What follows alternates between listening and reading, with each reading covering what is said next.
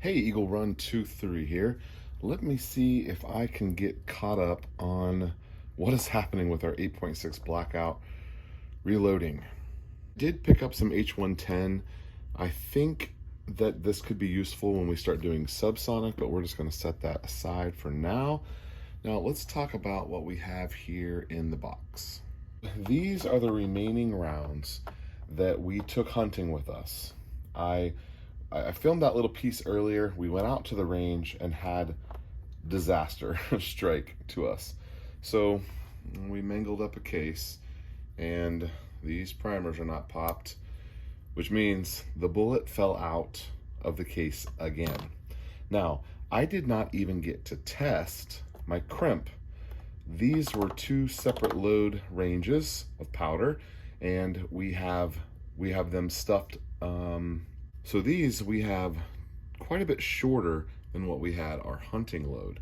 These are coming in at 26.2, and I think I did both powder ranges at 26.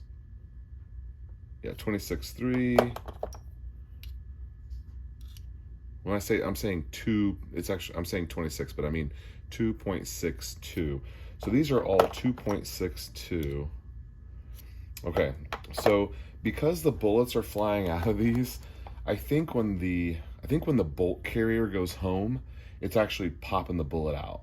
So we were set up at the range. We were going to test our loads out. I wanted to go ahead and start with some of the hunting rounds just to test the velocity on those, because they were real close to the powder range that we had muzzle velocities on.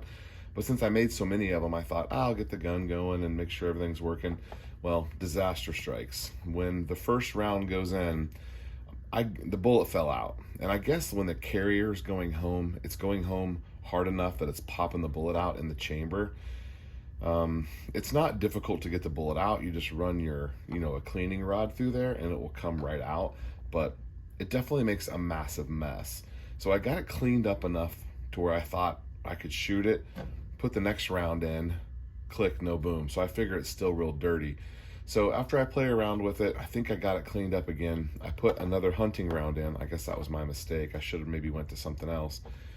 And then when that bolt carrier went home, I pulled the trigger, click, no boom. I've dumped a second 30-something grains of powder into the gun. At that point, we had to just clean up and go home, paid my range fee, and fired 0 shots. So that was a big disappointment. We were looking forward to getting some velocities. So a couple things have changed now.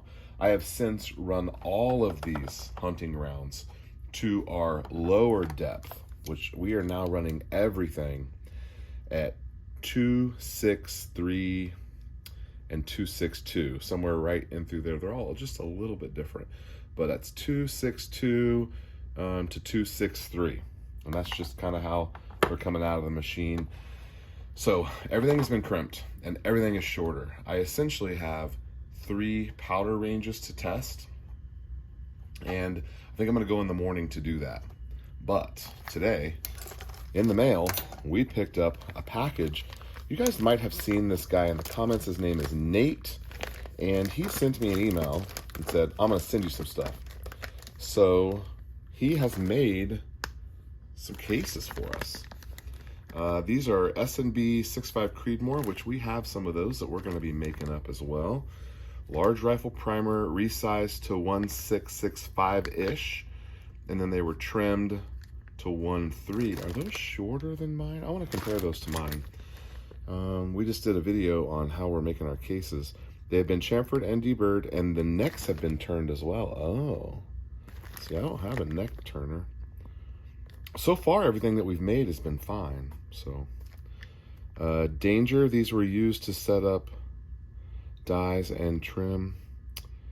Okay, okay, so he says Danger, they were used to set up dies, but okay, so we can kind of use these as just like an extra. Those necks look nice, all turned and shiny. So, okay, thank you for sending those. But he sent us a lot of stuff. Check this out.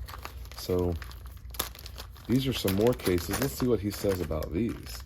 He says these need to be lubed, and their lube might be covered. Okay, so these look like they're trimmed to the same, but these weren't the ones that he set up. and these were also S&B. Large rifle primer, resized. They look the same. Chamfered and deburred, and neck has been trimmed to .011.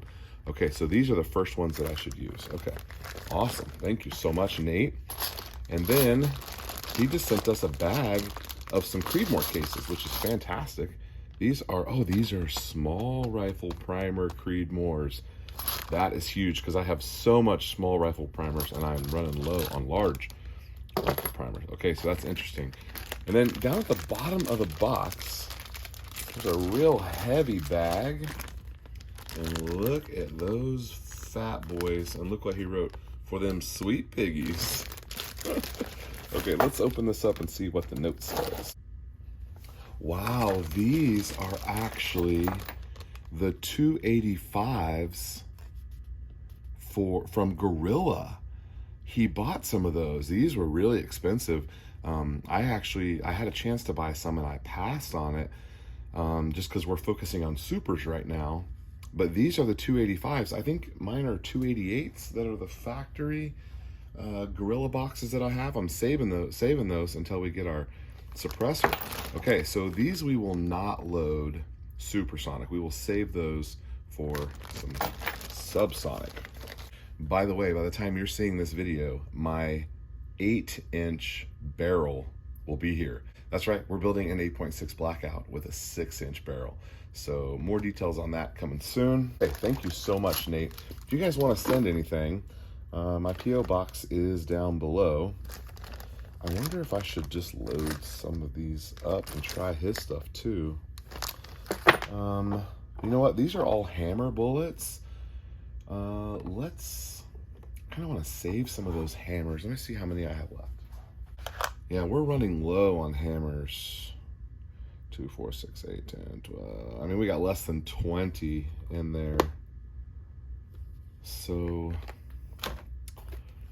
what should we try? Oh, look at this box that he sent. So these are, what are these? Well, this was also from Nate. Are these like an ELD X looking thing? It says factory second, 338, 270 grain. That's heavy. I don't know if I want to try to push those supersonic or not. Maybe we'll hang on to those as well. I need to make a plan for those. Nate, if you're watching this, I think you intended for these to be subsonic. Tell me if I'm wrong. So maybe we should go back to these TSX Barnes. They're the 210 grain. I've got everything set up. I just need to put powder in my machine. Let's push together some of these and see what happens with his cases and see if there's any difference. Let me get you reset up here and we'll make some. I know that they have an actual tool to test your thicknesses. Let's re-zero. This is not the proper way to do this. We are coming out 0.0165 on the brass that I'm making. And let's compare that to the ones that are turned. He said these were 1.1, I think. Oh, well, look at that. They come out just the same as mine. Can you guys see that? There we go. They're coming out real close to mine. So that one's been turned, and this one has not.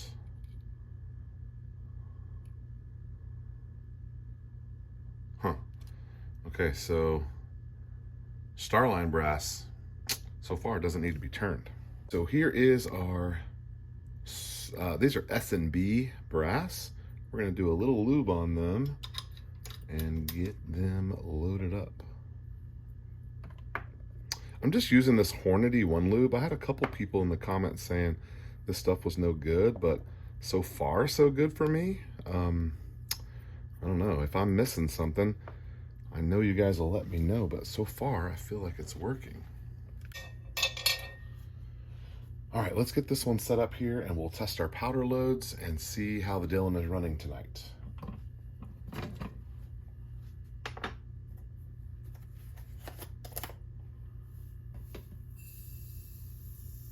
Here we go.